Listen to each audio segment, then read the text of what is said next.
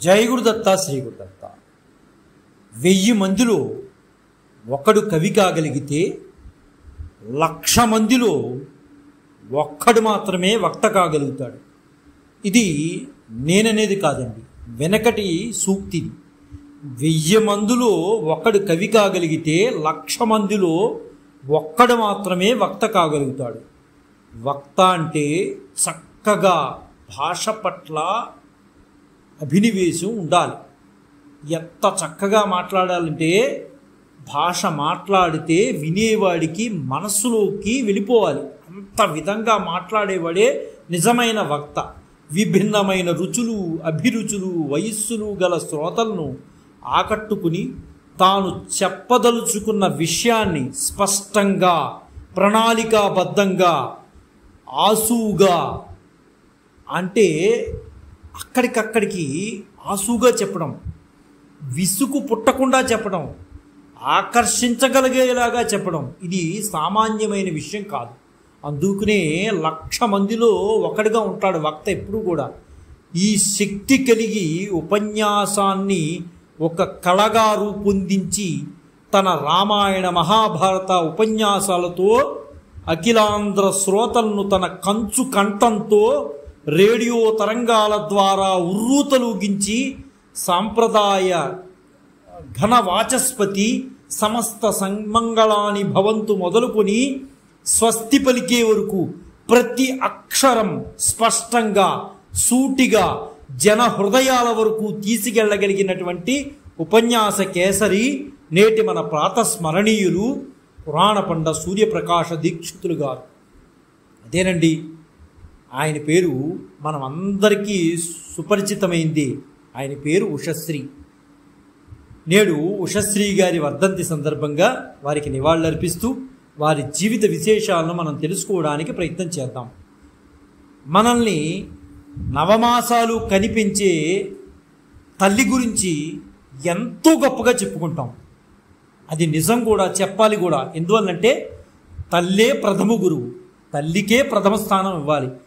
ఎవ్వరు ఎంతమంది నుంచున్నా, ఆఖరికి రాష్ట్రపతి వచ్చి నుంచున్నా మన తల్లి ఉంది అంటే తల్లికే ప్రథమ స్థానం ఇవ్వాలి. అది మన సంప్రదాయం చెప్పేది. కాబట్టి నవమాసాలు మోసి పెంచింది కాబట్టి తల్లికి ప్రథమ స్థానం ఇస్తాం. అలాగే మన పుట్టుకకు మూల కారణము తండ్రి. అందుకనే తండ్రికి ఒక ప్రత్యేకమైన స్థానం ఇస్తాం మనం. సముద్రం వలె గంభీరంగా ఉంటూ ఎన్నో ఆటుపోట్లను దిగమింగి మనల్ని ఒక బాధ్యతాయుతమైన క్రమశిక్షణతో కూడిన చక్కని మార్గంలో ఉండేటట్లు మనల్ని నడిపించే విధంగా వారి గళంతో సన్మార్గంలో నడిపించిన మహనీయుని గురించి ఎంత చెప్పుకున్నా మనకి తక్కువే అవుతుంది.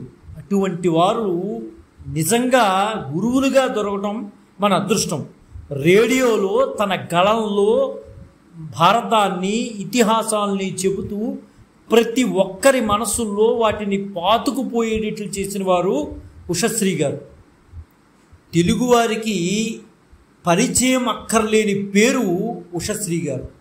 తెలుగునాట ప్రఖ్యాతిగాంచిన రేడియో వ్యాఖ్యాతగా, సాహిత్య రచయితగా తమ రామాయణ భారత ప్రవచనాల ద్వారా తెలుగు సీమలో ఉషశ్రీగా అందరికీ సుపరిచితులే. ఆయన అప్పట్లో ఆయన గొంతుని, మాటని, సరళిని, ఆ మాట సరళిని గుర్తుపట్టలేని తెలుగు శ్రోతలు లేరంటే అది అతిశయోక్తి కానే కాదు. ధర్మ సందేహాలు అనే పదబంధం వినపడితే ఉషశ్రీ గారి గుర్తుకు రాక మానరు. ఆల్ ఇండియా రేడియో ఆకాశవాణిగా మారిన తర్వాత ఆకాశవాణి ద్వారా ధర్మ సందేహాలు కార్యక్రమం అంతగా ప్రాచుర్యం గావించింది కేవలం ఉషశ్రీ గారి వల్లనే. పురాణ ప్రవచనంలోనే కాక ప్రత్యక్ష వ్యాఖ్యానాల్లోనూ తెలుగు శ్రోతలపై చెరగని ముద్ర వేసిన గళగంధర్వుడు ఉషశ్రీ గారు. తెలుగునాట రేడియో స్వర్ణవయుగ వైభవాన్ని శిఖర స్థాయికి చేర్చిన గొప్ప గొప్ప వారిలో అగ్రతాంబూలం ఇవ్వాలి అంటే అది ఉషశ్రీ గారికి ఇవ్వాలి. ఉషశ్రీగా యావత్ తెలుగు వారికి పరిచయమైన ఆయన అసలు పేరు పురాణ పండ సూర్యప్రకాశ దీక్షితులు. ఈ పేరు చాలా తక్కువ మందికే తెలుసండి. ఉషశ్రీగానే అందరికీ తెలుసు.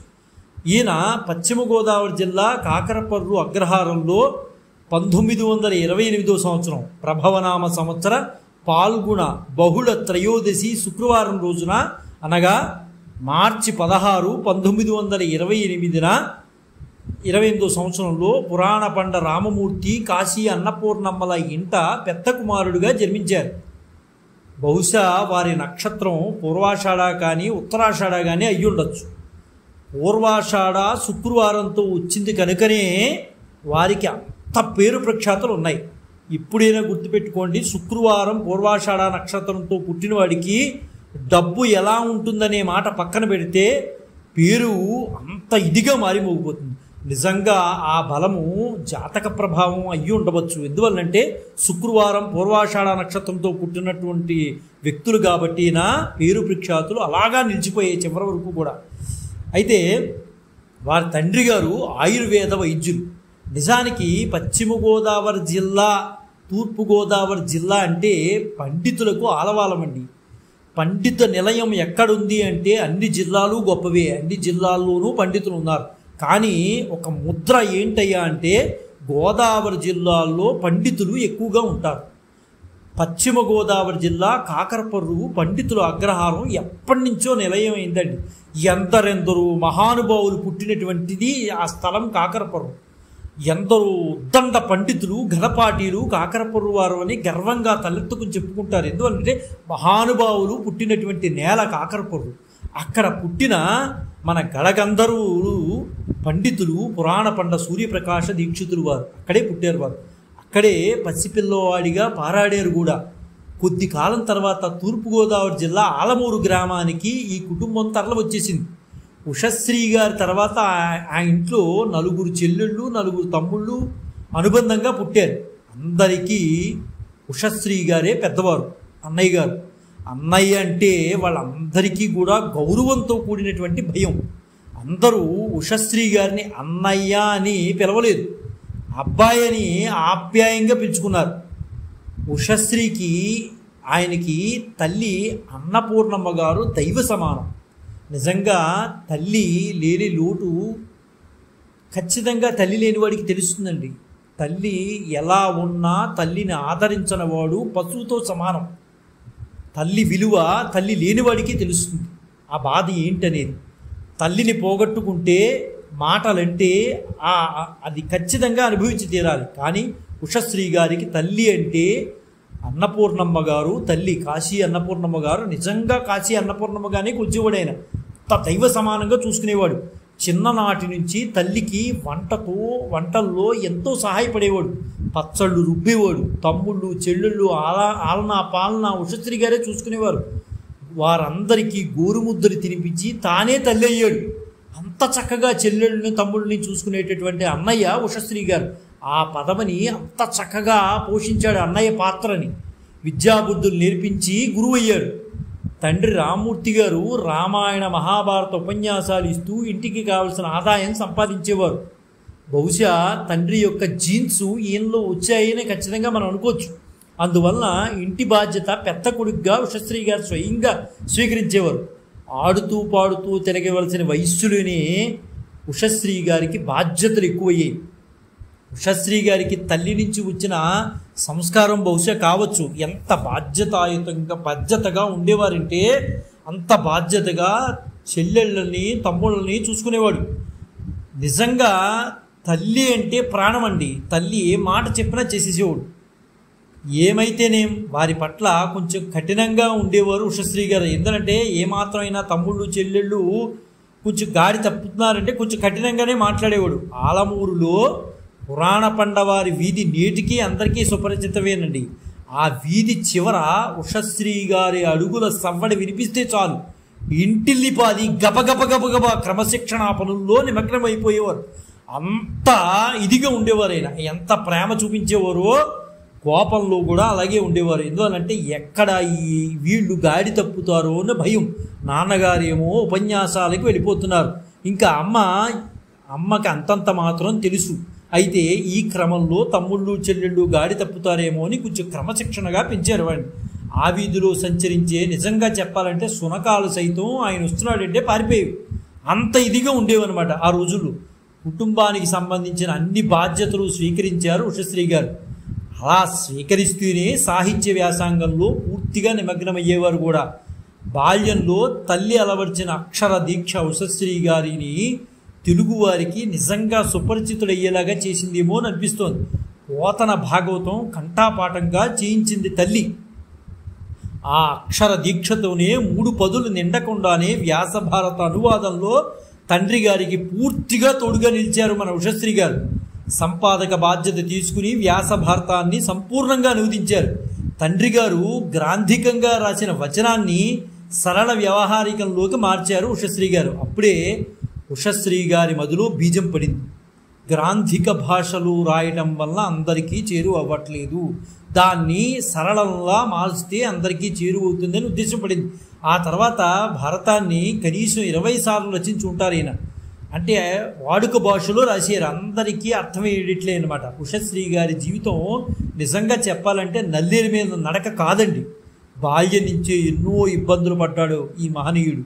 కొన్నిసార్లు తిండి లేక ఉన్న కాస్త అన్నంలో పల్చటి మజ్జిగ వేసుకుని లేచిన రోజులు కూడా ఉన్నాయి. ఎందువల్లంటే ఇవన్నీ కూడా అంతమంది కుటుంబం మీద అలాగా ఆయన ప్రవర్తించాల్సిన పరిస్థితులు ఉన్నాయి. నేటికి కూడా వాళ్ళ సోదరులు ఈ విషయాన్ని గుర్తు చేసుకుంటూ ఉంటారు.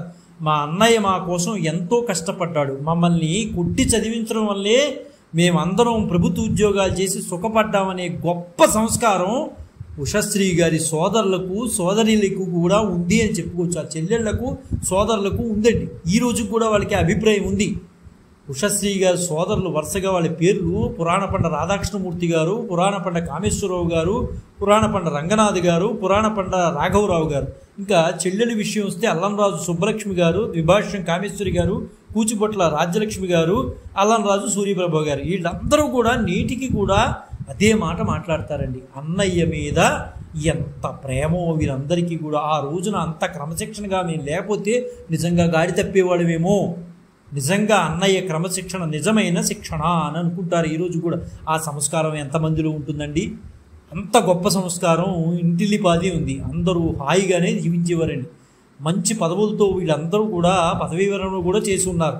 ఉషశ్రీ గారికి ఎంత వయసు వచ్చినా తల్లి ముందు మాత్రం చంటి పిల్లవాడి వల్లే ఉండిపోయేవాడు. ప్రతి సంవత్సరం వీలైనంత వరకు గుర్తుపెట్టుకుని తన పుట్టినరోజు అంటే ఉగాదికి ఇంచుమించు 4-5 రోజుల ముందు ద్వాదశి నాడు తల్లి దగ్గరికి ఆశీర్వచనం కోసం వెళ్ళేవారు.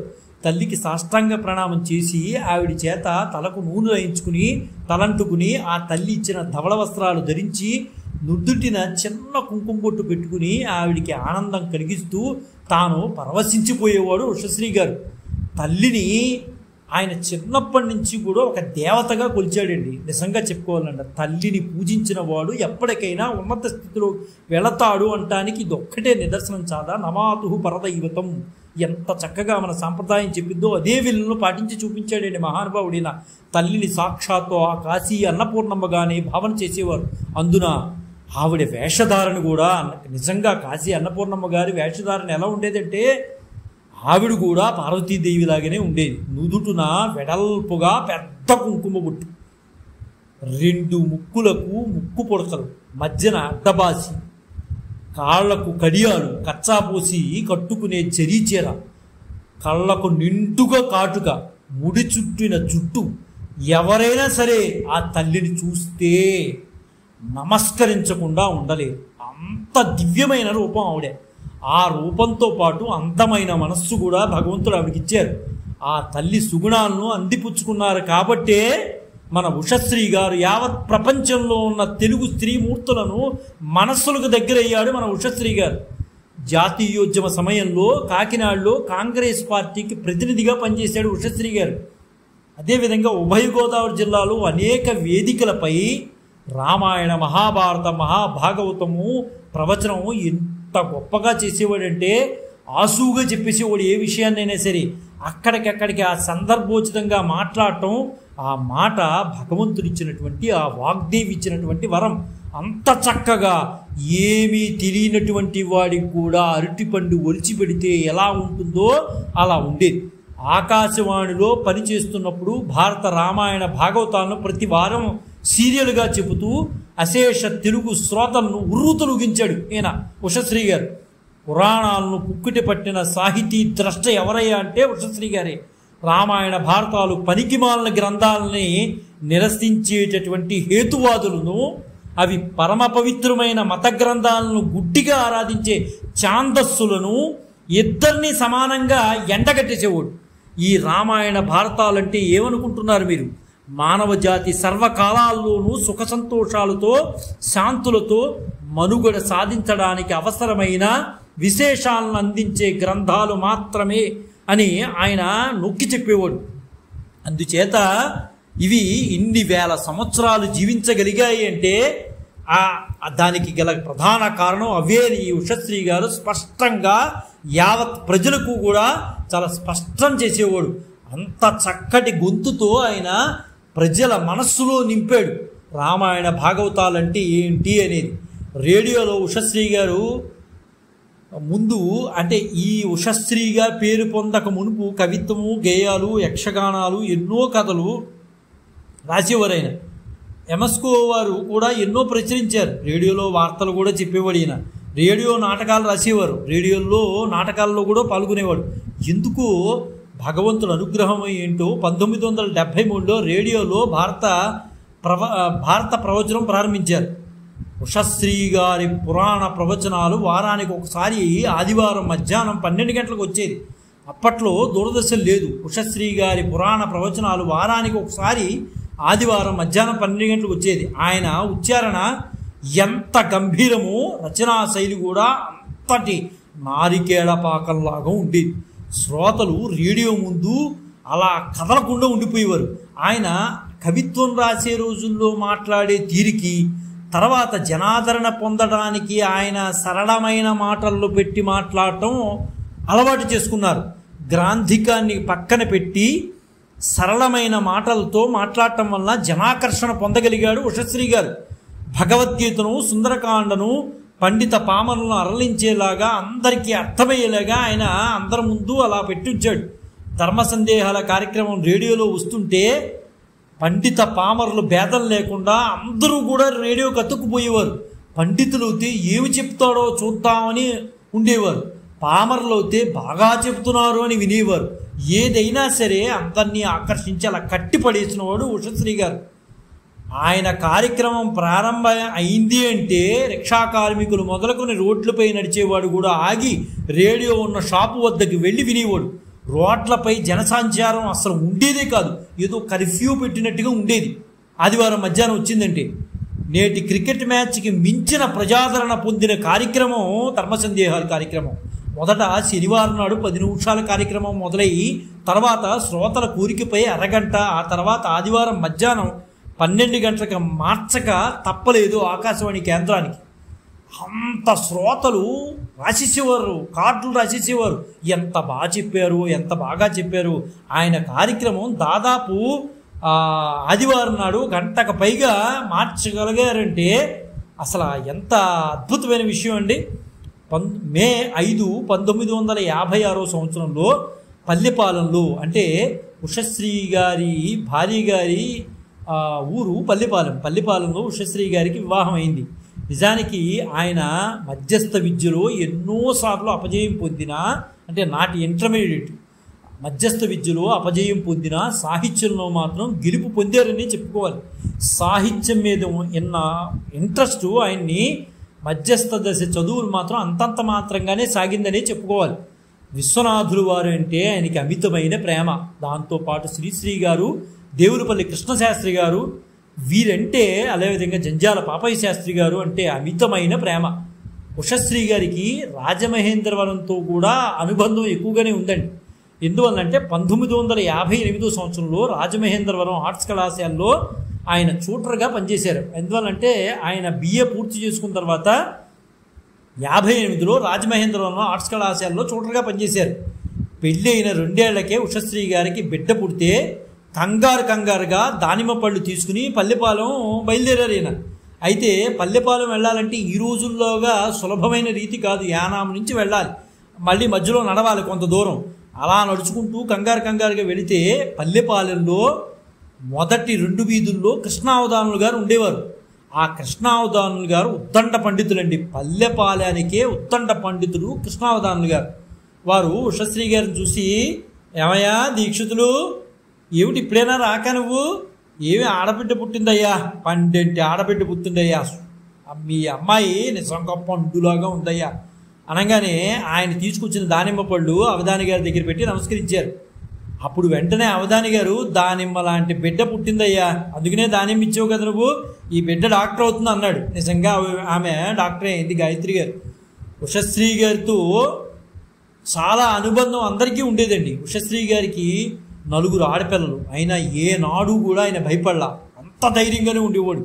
1979లో పివిఆర్కే ప్రసాద్ గారు తిరుమల తిరుపతి దేవస్థానానికి కార్యనిర్వహణాధికారిగా ఉన్నప్పుడు ఆయనచే ఉషశ్రీ గారిచే భాగవతం రాయించి 25,000 కాపీలు ముద్రింపజేసి అతి తక్కువ ధరలో భక్తులకు అందింపజేశాడు పివిఆర్కే ప్రసాద్ గారు.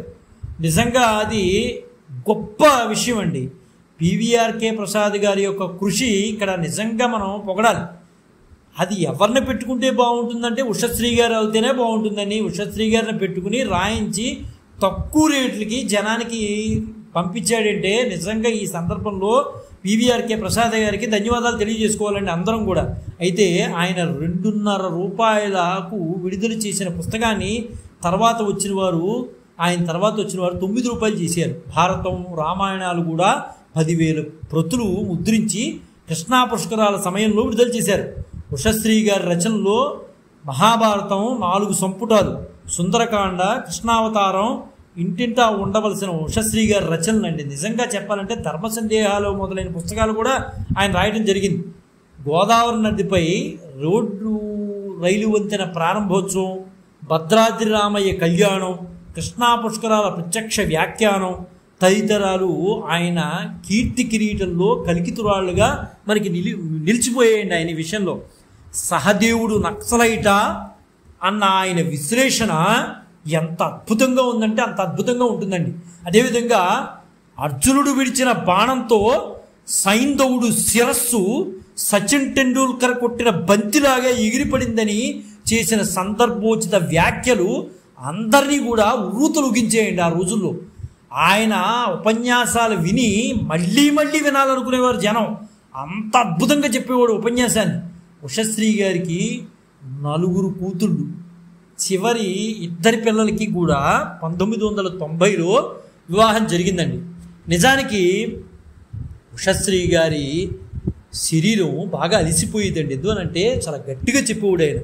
అసలు మైకులు ఎక్కర్లేదు, అంత సందర్భోచితంగా ప్రతి మాట్లాడిన మాటని గుర్తుపెట్టుకుని చక్కగా చెప్పేవాడు. ప్రతి దాంట్లోనూ ప్రతి విషయాన్ని కోట్ చేస్తూ చెప్పేవాడు. సామాజిక పరిస్థితులు కూడా అందులో కల్పిస్తూ చెప్పేవాడు. అందువలన కొంత శారీరక అలసట ఉండేది, అయినా ఆయన పట్టించుకునేవాడు కాదు. ఎందుకంటే ఆలమూరు చెరువు దగ్గర ఒక సామాన్య దీక్షితుల్లాగా తిరిగిన వ్యక్తి వాగ్దేవి అనుగ్రహంతో ఒక వ్యవస్థను తాను ఒక్కడిగా గుర్తింపు తెచ్చుకున్నాడు. ఒక వ్యవస్థలో అది వాగ్దేవి అనుగ్రహం కాదా? అందుకే ఆయనకి చెప్పడం అంటే ఇష్టం అండి. ఎంత కష్టమైనా చెప్పేవాడు. శారీరక అలసటైనా సరే వారు పట్టించుకునేవారు కాదు. ఎందువల్లంటే ఎక్కడో చెరువు పక్కన తిరిగేటటువంటి దీక్షితులు ఒక ఉషశ్రీగా ఎక్కడ ప్రపంచంలో నలుమూలల తెలుగు వాళ్ళు ఎక్కడ ఉన్నా ఉషశ్రీ అంటే గుర్తుపట్టే విధంగా చేసినటువంటి వాగ్దేవి యొక్క ప్రసాదం కదా. అందువలన శారీరకంగా ఎంత అలిచిపోయినా పట్టించుకునేవాడు కాదు. అలా చెప్పేసుకుంటూ వెళ్ళిపోయేవాడు. ఆయనకి 1990వ సంవత్సరంలో నడునొప్పి వచ్చిందండి. సాధారణంగా వచ్చే నొప్పే కదా అని అనుకుని ఎవరికి కూడా ఆయన చెప్పేవాడు కాదు. ముఖ్యంగా కుటుంబ సభ్యులతో ఆయన సుఖాలను పంచుకునేవాడు కానీ కష్టాలు చెప్పేవాడు కాదండి. ఏనాడు కూడా కష్టాలు చెప్పేవాడు కాదు. ఎందువల్లంటే బరువు బాధ్యతలు మోసినటువంటి వ్యక్తి అండి చిన్నప్పటి నుంచి కూడా ఆయన. అందువల్ల కష్టాలు చెప్పేవాడు కాదు, సుఖాలు ఉంటూ చెప్పేవాడు చక్కగా. నిజానికి ఆయనకి డాక్టర్స్ దగ్గరికి వెళ్ళటం అంటే కూడా ఉషశ్రీ గారికి చిన్నప్పటి నుంచి భయమే అనుకోవాలండి. ఎందువల్లంటే వాళ్ళ నాన్నగారు ఆయుర్వేద వైద్యులు కదా, అందువలన ఇంట్లోనే మందులు వాడేవారు. అసలు డాక్టర్ దగ్గరికి వెళ్ళేటటువంటి అవకాశం ఉండేది కాదు వాళ్ళు ఎవరికి కూడా. ఏది వచ్చినా వాళ్ళ నాన్నగారే ఇస్తూ ఉండేవారు. అయితే నడునొప్పే కదా, ఏదో వచ్చింది అలసర మీద అనుకుని వదిలేశాడు ఆయన. అయితే ఆ నడునొప్పి పెరుగుతూ పెరుగుతూ పెరుగుతూ పెరుగుతూ చేతిలోకి పాకిందండి. నిజానికి అప్పుడు ఆయన వ్యాఖ్యానాల పట్ల దృష్టి తప్ప ఆయనకి ఏదో జరుగుతోంది అని తెలుసుకోలేనటువంటి అమాయకత్వమే అనాలండి. ఎందువలంటే ఆయన వ్యాఖ్యానాలు చెప్పిన విధంగా మిగతా విషయాల్లో ఆయన చురుగ్గా ఉండేవాడు కాదు. ఆయనకు వచ్చిన జబ్బు ఏమిటో తెలియకుండానే లోపల బాగా పెరిగిపోతుంది. అప్పుడు ఒక సాధారణ డాక్టర్ని కలిశారు. ఇంట్లో వాళ్ళు ఇబ్బంది పెట్టంగానే సరే ఏదో సాధారణ డాక్టర్ దగ్గరికి వెళ్ళారు. ఏవో మందులు ఇచ్చారు, తగ్గినట్లే తగ్గి మరలా ఎక్కువైంది. అలా రోజులు గడుస్తూనే ఉన్నాయి. నొప్పి మాత్రం ఎక్కువ అవుతూనే ఉంది. ఆయన మాట్లాడుతూ ఉంటాడు, ఇంటికి వచ్చి ఇబ్బంది పడుతూ ఉంటాడు, వెనకాల ఏదో రాయించుకుంటూ ఉంటాడు, నడుము నొప్పి ఉందంటాడు, చెయ్యి నొప్పి ఉందంటాడు, ఏదో వస్తూనే ఉంటుంది. ఆయన వాక్ ప్రవాహం రోజు రోజుకి ఉపన్యాసాలు పెరిగిపోతున్నాయి, ఆగట్లా. ఆ తదనుగుణంగానే నొప్పి కూడా పెరిగిపోతుంది. ఉపన్యాసాలు పెరిగిపోతున్నాయి, నొప్పి పెరిగిపోతుంది, ఉపన్యాసాలు పెరిగిపోతున్నాయి, నొప్పి పెరిగిపోతుంది. సరే ఈయన చాలా ఇబ్బంది పడిపోతున్నాడు. సరే ఈసారి అలా కాకుండా విజయవాడలో ఒక పెద్ద డాక్టర్ గారు ఉన్నారు. ఆయన పేరు డాక్టర్ రంగారావు గారు. ఆయన దగ్గరికి వెళ్ళాడు. ఆయన ఇంట్లో వాళ్ళు బాధ పెడితే సరే వెళ్ళాలి తప్పదనుకుని వెళ్ళాడు. ఏ మందులు వేసినా తగ్గట్లేదు, అక్కడికి వెళ్దాం సరే వెళ్ళాడు. సరే రంగారావు గారు పరీక్షలు చేసి వెన్నుముక దగ్గర ఒక గడ్డ ఉందని చెప్పారు. ఆ చెప్పింది ఎవరు? వాళ్ళు పెద్ద అమ్మాయికి చెప్పారు. సరే ఒకవేళ ఆ గడ్డ మామూలు గడ్డ అయితే పర్వాలేదు, ఆ గడ్డ క్యాన్సర్ గడ్డ అయితే మాత్రం నిర్ధారణ జరగాలంటే మనం బయాప్సీ తీయాలి, బయాప్సీకి పంపించాలి. ఆ గడ్డ ఏంటనేది చెప్తుంది. అది చెప్పిన తర్వాత అప్పుడు క్యాన్సర్ అయితే మాత్రం అది ప్రమాదం. ఎందువలంటే వెంటనే చర్యలు తీసుకోవాలి, లేకపోతే మాత్రం చాలా ఇబ్బంది. ఎందువలంటే ఇప్పుడు ఉన్న పరిస్థితి నాకు చూడంగా డాక్టర్ రంగారావు గారు చెప్పారు, నాకు చూడంగా ఇది క్యాన్సర్ అని అనిపిస్తోంది, బయాప్సీ తీసి పంపించాల్సిందే తప్పనిసరిగా, మీరు ఎటువంటి పరిస్థితుల్లో నెగ్లెక్ట్ చేయొద్దు అని చెప్పారు. అప్పుడున్న పరిస్థితుల్లో డాక్టర్ రంగారావు గారు చెప్పిన మాటలు వారి కుటుంబ సభ్యులకి నమ్మకం కలగలేదు. ఎందుకంటే వారి జీవితంలో డాక్టర్ని కలిసే సందర్భాలు చాలా తక్కువేనండి. ఎందువల్లంటే లేవు. వాళ్ళ నాన్నగారు ఆయుర్వేద వైద్యులు గారు, తాతగారు ఆయుర్వేద వైద్యులు, అదే వాడేవారు, ఏదో వాడుకుంటూ వచ్చేవారు, ఎక్కడికి కూడా బయటికి వెళ్ళేవారు కాదు డాక్టర్ల దగ్గరికి. అంతవరకు ఎప్పుడూ వెళ్ళలేదు. కాబట్టి సరే ఎవరో చెప్పారు, ఏమండి డాక్టర్ల దగ్గరికి వెళ్తే ఇలాగే ఉంటుంది, ఏదో చెప్తూ ఉంటారు, అలా కాదు, ఎవరో సలహా మేరకు ఇక్కడ వద్దండి విజయవాడలో మీరు హైదరాబాద్ వెళ్ళిపోండి చాలా బాగుంటుంది అంటే, సరే ఎవరో సలహా మేరకు హైదరాబాదు అయితే ఖచ్చితంగా మీ నడుము నొప్పికి పరిష్కారం దొరుకుతుంది అన్నారు. నిజానికి ఉషశ్రీ గారికి హైదరాబాద్ వెళ్ళటం ఇష్టం లేదు. ఎందుకంటే అక్కడి నుంచే విజయవాడ వచ్చాడు ఆయన ఆకాశవాణి కేంద్రం కోసం అని. అయితే హైదరాబాదు అతి కష్టం మీద వెళ్ళాడు. అక్కడ గోటేటి రామచంద్రరావు గారి సలహా మేరకు ఉస్మానియా హాస్పిటల్లో చేరారు అతి కష్టం మీద. ఆయనకి నిజానికి ఇష్టం లేదు. అయితే వెళ్ళటం కూడా ఎవరింట్లో ఉన్నారంటే విజయవాడలో ఆయనకి 2-3 ఇళ్ళు అవతల ఉండేటటువంటి ఒక స్నేహితులు ఉండేవారు. ఆయనకి అనుకోని క్రమంలో హైదరాబాద్ ట్రాన్స్ఫర్ అయితే వాళ్ళ ఇంట్లో వీళ్ళు దిగారు. అప్పుడు వాళ్ళ అమ్మాయి, నాన్నగారు ఇన్ని రోజులు బయట వాళ్ళ ఇంట్లో ఉండడం బాగుండదు కదా అంటే, లేదురా తల్లి, మనం మహావతి ఎన్ని రోజులు ఉంటాం, ఒక వారం రోజులు వెళ్ళిపోతాం మన ఇంటికి, ఎందుకు అంత కంగారు అని ఉషశ్రీ గారు అనేవారట. సరే నిజానికి హైదరాబాద్ వెళ్ళారు. గోటేటి రామచంద్రరావు గారి సలహా మేరకు ఉస్మానియా హాస్పిటల్లో దిగారు. సరే అయితే నిజానికి హైదరాబాద్ వెళ్ళడం చూపించుకోవడం ఆయనకి ససేమరా ఇష్టం లేదు. సరే ఉస్మానియా హాస్పిటల్లో అడ్మిట్ అయిన తర్వాత ఆయనకి ఎందుకో మరి అక్కడ వాతావరణం ఇష్టం లేదు, అక్కడ ట్రీట్మెంట్ ఇష్టం లేదో తెలియదు, కానీ ఆయన బయటికి రావాలనుకున్నాడు. బయటికి రావడానికి అక్కడ వాళ్ళు పంపించరు. అప్పుడు ఆయన ఏం చెప్పాడంటే, మా నాన్నగారి తద్దినం ఉందండి, నేను వెళ్ళి కార్యక్రమం పెట్టుకోవాలి, మాలో ఉన్నటువంటి సంప్రదాయం అది, తద్దినాన్ని వదిలిపెట్టకూడదు, కొడుకుగా నేను ఉన్నాను, పెద్ద కొడుకుని ఇంటికి మా నాన్నగారి తద్దినం పెట్టాలి, వెళ్ళిపోవాలి, నేను వెళ్ళి ఆ కార్యక్రమం ఫినిష్ చేసుకుని మళ్ళీ మీ హాస్పిటల్లో వచ్చి చేరతానని అబద్ధం చెప్పి హాస్పిటల్ డాక్టర్కి ఆయన డిశ్చార్జ్ చెప్పాడు. ఎందుకంటే అక్కడ ఉన్న బాధలు పడలేకపోతున్నాడు ఆయన, నరకంగా అనిపించింది ఆయనకి. ఉస్మానియా జనరల్ హాస్పిటల్లో ఉండటం ఇష్టం లేదు ఆయన, మరి ఎందుకో వాతావరణం తెలియదు, కానీ ఆయన మొత్తం మీద ఇష్టపడలేదు ఆయన. సరే అక్కడ ఇంకొక వ్యక్తి దగ్గరికి వెళ్ళారు. బయటకు వచ్చేసిన తర్వాత ఈ నొప్పిగానే ఉంది, ఆయనలో ఏం మార్పు లేదు. సరే ఇంకో వ్యక్తి ఏమన్నారంటే, ప్రసాద్ గారు అనే వ్యక్తి, నా సర్వీసులో చాలా చూశాను ఇలాంటి వాటిని, ఆయనకి వెంటనే వెన్నుముక దగ్గర ఉన్న గడ్డం తొలగించాలి, లేకపోతే ప్రమాదం, ఇంకా మీరు ఏం ఆలోచించద్దు, పరిస్థితి విషమించే పరిస్థితి ఉంది, ఖచ్చితంగా మీరు చేయాలి. ఇప్పుడు అప్పుడు అన్నారు, ఏమండి ఇలా రంగారావు గారు బయాప్సీ సరే బయాప్సీ తీయండి, నష్టమే లేదు, బయాప్సీ వస్తుంది, వచ్చినప్పటికే వస్తుంది, కంగారేం లేదు, బయాప్సీ తీయించండి, కానీ ఆపరేషన్ మాత్రం ఇప్పుడు అర్జెంటుగా జరిగిపోవాల్సిందే అన్నారు. సరే వారికి ఆలోచించుకునే పరిస్థితి లేదు, అది తెలియని తనం కావచ్చు, ఆనాటి పరిస్థితులు కావచ్చు, నిజంగా ఆయన్ని కబళించే సమయం వస్తే కాలం తీసుకునే నిర్ణయం కావచ్చు, ఏదైనా అయి ఉండొచ్చు. కుటుంబ సభ్యులకు ఆ పరిస్థితిలో ఏమి చేయాలో తెలియక, అంటే నాన్నగారి ఆరోగ్యం బాగుండాలి, భర్త ఆరోగ్యం బాగుండాలి అనే ఉద్దేశంతో ఓకే అన్నారు. అప్పటికి బయాప్సీ రిపోర్ట్స్ కూడా రాలేదు. కంగారుగా ఆపరేషన్ ప్రసాద్ గారు చేశారు. ఆపరేషన్ ఎప్పుడు చేశారు? ఆగస్టు 14, 1990లో ఆపరేషన్ జరిగింది. ఆపరేషన్ జరిగిన తర్వాత నొప్పులు అయితే తగ్గాయి, కానీ 1-2 రోజుల తర్వాత కాళ్ళు కదపలేని స్థితి వచ్చేసింది. సరే, ఆపరేషన్ పూర్తయిన 2 రోజుల తర్వాత రిపోర్ట్స్ వచ్చినాయి. అప్పటికి మన ఉషశ్రీ గారికి అర్థమైంది, మన వాడు ఏదో తేడా చేశాడు ప్రసాదు, కాళ్ళు కదపలేకపోతున్నానని వచ్చింది. అయితే ఆ బయాప్సీ రిపోర్ట్లో వెన్నుముక ఉన్న గడ్డ క్యాన్సర్ గడ్డ అని తెలియదు. నిజానికి ఆ గడ్డ కత్తిగట్టు తగలకూడదు. ఆ గడ్డకి తగిలితే ఏమవుతుందంటే క్యాన్సరు చాలా ఫాస్ట్గా కణాలు విజృంభిస్తాయి లోపల. అప్పుడు వారి కుటుంబ స్థితి అయోమయ స్థితి, ఏం చేయాలో తెలియని స్థితి. అయితే ఒక విషయం మాత్రం, బయాప్సీ రిపోర్ట్ రాగానే ప్రసాద్ గారు, అంటే ఆపరేషన్ చేసినటువంటి వాడు, సైలెంట్ అయిపోయాడు. ఆయన ఏం మాట్లాడలేనటువంటి స్థితి. అయితే విశ్వనాథ సత్యనారాయణ గారి యొక్క కుటుంబంలో ఎవరికో క్యాన్సర్ వస్తే మలక్పేట క్యాన్సర్ హాస్పిటల్లో ట్రీట్మెంట్ ఇచ్చారని మన ఉషశ్రీ గారికి తెలుసు, కుటుంబ సభ్యులకి కూడా తెలుసు. సరే, ఎవరో చెబితే మళ్ళీ ఉషశ్రీ గారిని అక్కడికి తీసుకెళ్లారు. అది ఆగస్టు 24, 25, 1990 సంవత్సరంలో అనమాట. అయితే ఉషశ్రీ గారిని హాస్పిటల్ దగ్గర తీసుకురాగానే హాస్పిటల్ వంక ఒకసారి చూశాడు, మలక్పేటలోని హాస్పిటల్ వంక. వెంటనే ఆయన గుర్తుకొచ్చింది, విశ్వనాథ సత్యనారాయణ గారి కుటుంబంలో వాళ్ళ అల్లుడి తరఫున ఎవరికో క్యాన్సర్ వస్తే అక్కడే ట్రీట్మెంట్ పొందారు అని అర్థమైపోయింది. వెంటనే ఆయన, నాకు వచ్చింది మామూలు నొప్పి కాదు, అది క్యాన్సరు అని ఆయనకే అర్థమైంది. విశ్వనాథ సత్యనారాయణ గారి అల్లుడికి సంబంధించిన వారికి అక్కడే ట్రీట్మెంట్ అయ్యారని ఉషశ్రీ గారికి తెలుసు కాబట్టి ఆయన అర్థం చేసేసుకున్నాడు. ఆయన చివర మజిలీలో ఆయన ఉన్నదని ఆయనకి అర్థమైపోయింది. అయితే ఆ కుటుంబ సభ్యులకి ఉషశ్రీ గారిని బాధను చెప్పేవాడు కాదండి. ఎప్పుడు కూడా ఉషశ్రీ గారు కుటుంబ సభ్యులకి బాధ చెప్పేవాడు కాదు. ఆ బాధ ఎవరితో పంచుకునేవాడు అంటే పెండియాల వారితో పంచుకునేవాడు.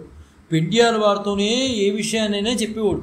ఈ నొప్పులు భరించలేకపోతున్నానయ్యా పెండియాల, వేలిని కరెంటు బాక్స్లో పెట్టేసి చనిపోవాలనిపిస్తోందని పెండియాల వారితో ఉషశ్రీ గారు అనేవారు.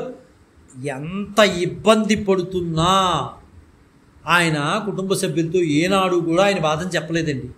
అయితే ఆయన అంత ఇబ్బంది పడుతున్నా ఆయన చెలోక్తులు మానేవారు కాదు. వార్డు బాయ్ రూములోకి రాగానే, అదిగో వచ్చేసారు నా వాహనం మోసేయడానికి అనేవాడు ఆయన సరదాగా. అలాగే ఎవరైనా వస్తే ఆయన చూడటానికి, నేను ఇంకా అంపశయ్య మీదే ఉన్నానండి, ఎన్ని రోజులు ఇలా ఉంటానో తెలియదు అనేవారు. సరే, ఆయనకి ఏ మందులు ఆయనపై పని చేయట్లేదన్న విషయం తెలిసిన తర్వాత డాక్టర్లు చెప్పేశారు, ఇంకా అవసరం లేదు, ఆయన మీద ఏ మందులు కూడా పనిచేయవు, ఇంకా రోజుల మీదే ఉన్నారు అన్న విషయం చెప్పేశారు.